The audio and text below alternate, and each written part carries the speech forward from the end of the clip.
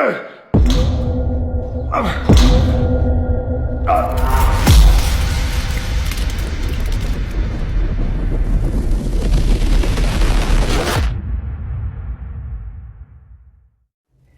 ဘာကျော်ရုပ်ရှင်မင်းသားကြီးတရော့ဟာရုပ်ရှင်မင်းသားမဖြစ်ခင်9ချိန်တောင်ဖန်စီထိသိမ်းခံခဲ့ရတယ်ဆိုတာသိသိပါသလားပိုပြီးစိတ်ဝင်စားမှုကောင်းတာအဲ့ဒီ9ချိန်စလုံးဟာသူ့သက်18နှစ်မတိုင်ခင်မှာဖန်စီထိသိမ်းခံခဲ့ရတယ်ဆိုတာပါပဲဒါဆိုရင်သူကဘာကြောင့်ဖန်စီထိသိမ်းခံခဲ့ရတာပါလဲ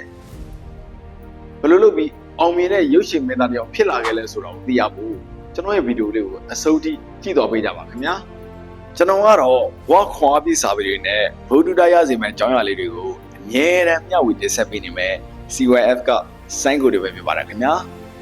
ဒီနေ့မှာတော့စင်းရဲတဲ့ဘဝလေးကနေအောင်မြင်တဲ့ရုပ်ရှင်မင်းသားတယောက်ဖြစ်လာပြီးတော့ဘီလီယံနာတတိကြီးတယောက်ဖြစ်သွားခဲ့တဲ့ဒရော့ရဲ့အကြောင်းကိုမျှဝေတင်ဆက်ပေးတော့မှာပဲဖြစ်ပါတယ်ခင်ဗျာ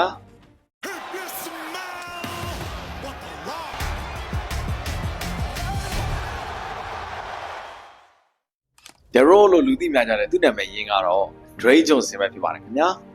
သူ့ကို1982ခုနှစ်မေလ2ရက်နေ့မှာအမေရိကန်နိုင်ငံကယ်လီဖိုးနီးယားပြည်နယ်မှာလူမဲနမသမားအဖေဖြစ်သူနဲ့ဆာမိုအိုလူမျိုးအမေဖြစ်သူကနေမွေးဖွားခဲ့ပါတယ်သူ့အဖေနဲ့အဖိုးဖြစ်သူကနဗန်သမားတွေဖြစ်ကြတာကြောင့်သူ့ခန္ဓာကိုယ်ထဲမှာနဗန်သမားသွေးတွေအပြည့်စည်းစင်းနေတယ်လို့ဆိုရမှာပဲဖြစ်ပါတယ်ပိုပြီးထူးခြားတာကသူတို့မျိုးရိုးမှာယောက်ျားလေးတွေပဲနဗန်သမားဖြစ်ခဲ့တာတော့မဟုတ်ပါဘူးသူ့ဘဝဖြစ်သူကိုယ်တိုင်ကလည်းတကယ်ကိုကြီးစားနဗန်သမားတူဖြစ်ခဲ့ပါတယ်ဒါပေမဲ့သူ့ရဲ့ငယ်ဘဝကတော့ကျန်တာလောလာပါတယ်သူဟာနဗန်သမားတယောက်ရဲ့သားဖြစ်တယ်လို့သူ့ရဲ့ထွားကြိုက်လာတဲ့ခန္ဓာကိုယ်ကြောင့်မထင်မဲ့ပဲသူ့ရဲ့ပညာရေးမှာပါအခက်အခဲရှိခဲ့ပါတယ်အဲ့ဒါကအကြောင်းတွေမှာပျောက်ရွှေ့ပညာသင်ကြားခဲ့ရပါတယ်တနေ့မှာတော့သူ့သက်15နှစ်အရွယ်ရောက်တဲ့အခါမှာကန်ဆိုးကြီးတွေကသူတို့မိသားစုစီကိုစိုက်မြက်ကိုရောက်လာခဲ့ပါတယ်အဲ့ဒါကတော့အကျွေးမဆန့်နိုင်လို့သူတို့နေထိုင်တဲ့တိုက်ခန်းလေးကနေနှင်ထုတ်ခံလိုက်ရပါတယ်ဒါအပြင်အခြားအကျွေးတွေကလည်းရှိနေသေးတာကြောင့်သူ့အမေကသူ့ကိုယ်သူတတ်သိဖို့တောင်စူးစမ်းခဲ့ပါတယ်သူအချိန်မီတားလိုက်နိုင်ခဲ့လို့သူ့အမေရဲ့အသက်ကိုကယ်ခွဲရခဲ့ပါတယ်အဲ့ဒီချိန်မှာအဖေဖြစ်သူကလည်းအိမ်တော်ကြီးဖောက်ပြန်မှုတွေရှိနေတာကြောင့်မိသားစုရဲ့တောင်းမှာသူ့ပုကုန်းပေါ်ကိုရောက်လာခဲ့ပါတယ်15နှစ်အရွယ်ကောင်းလေးဟာမိသားစုတောင်းကိုထမ်းဖို့လက်ထဲမှာ$9နဲ့စတင်ခဲ့ပါတယ်ဒါကြောင့်ပဲသူကအခြေလိုတွင်းငွေများများရဖို့မကောင်းတဲ့ဒုစရိုက်အလုပ်တွေကိုစတင်လုပ်ကင်လာပါတော့တယ်အကျိုးဆက်အနေနဲ့ကတော့သူ့အသက်18နှစ်မတိုင်ခင်မှာတော့9ချိန်ဖန်စီထိသိမ်းခံခဲ့ရပါတယ်အဲ့ဒီနောက်မှာတော့သူ့ရဲ့စိုးသွမ်းနေတဲ့အကျင့်တွေကိုပြင်ပြီးသူဝါသနာပါတဲ့အမေရိကန်ဘောလုံးအားကစားနည်းနဲ့ငွေရှာဖို့စူးစမ်းခဲ့ပါတယ်ဒီချိန်မှာလည်းကံမကောင်းစွာနဲ့ပဲသူ့ရဲ့နောက်ကျောတိုင်အကြောင်းသူဝါသနာပါတဲ့ကစားနည်းကိုဆော့လော့ခဲ့ရပြန်ပါသေးတယ်သူဟာနဗန်သမားမျိုးကနေဆက်သက်လာတာကြောင့် WWE ကိုဝင်ရောက်ခွင့်ရခဲ့ပြီမဲ့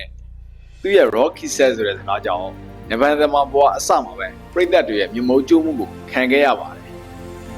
ဒါပေမဲ့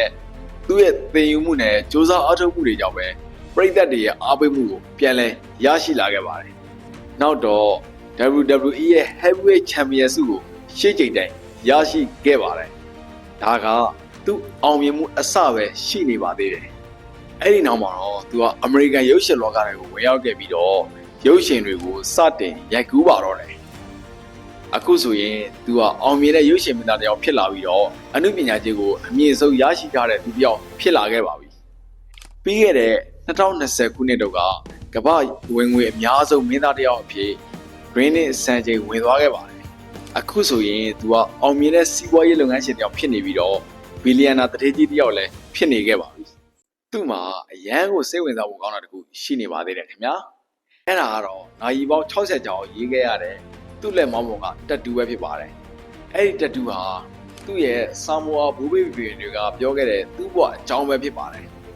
$9နဲ့ဝါကိုရုပ်ကန်ခဲ့ရတဲ့သူတယောက်အသက်18နှစ်မတိုင်ခင်မှာ9ချိန်တောင်ဖန်စီထိသိမ်းခံခဲ့ရတဲ့သူတယောက်ကအခုဆိုရင်ပရိုက်တာလုပ်တွေကိုလှုပ်ဆောင်နေပြီးတော့ပြိသက်တွေရဲ့အားပေးမှုကိုအခိုင်အမာရရှိလို့နေခဲ့ပါပြီသူဖြစ်လေးကနေသိလိုက်ရတာတခုကဘဝမှာအောင်မြင်ဖို့ဆိုရင်အမားတွေကနေသင်ခန်းစာယူပြီးတော့စူးစမ်းဖို့လိုတယ်ဆိုတာပါပဲ ဒါနဲ့ကျွန်တော်ဗီဒီယိုလေးကိုကြိုက်နေတတ်တယ်ဆိုရင်တော့ကျွန်တော်ရဲ့ channel လေးကို like and subscribe လေးလုပ်ခဲ့ဖို့မမေ့ခဲ့ပါနဲ့ခင်ဗျာဒီဗီဒီယိုလေးကိုအဆုံးထိကြည့်ပေးကြတဲ့အတွက်လည်းကျေးဇူးတင်ပါတယ်ခင်ဗျာ